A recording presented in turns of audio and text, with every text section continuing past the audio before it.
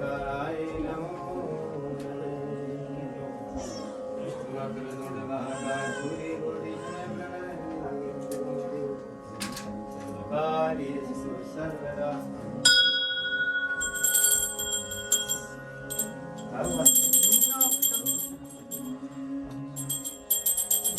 रामचन्द्राय जनकराजजामनोहराय मामकाभीष्टदाय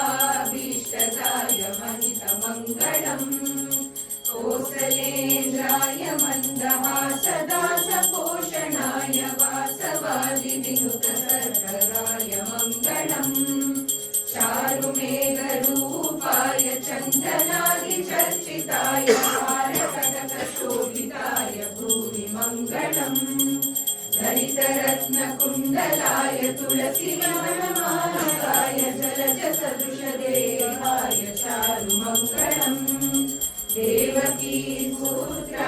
देवदेवोत्तमाय पादतनय सन्नुताय भव्यमङ्गलम्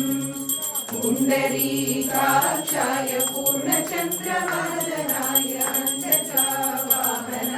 अतुलमङ्गलम् विमलरूपाय विविधवेदान्तवेद्याय सुजनचित्तकामिताय शुभकमङ्गलम् रामदासहृदयकामनासनिवासाय स्वामी भद्रगिरिवराय सर्वमङ्गलम् स्वामी भद्रगिरिवराय सर्वमङ्गलम्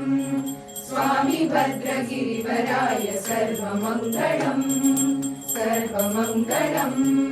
सर्वमङ्गलम्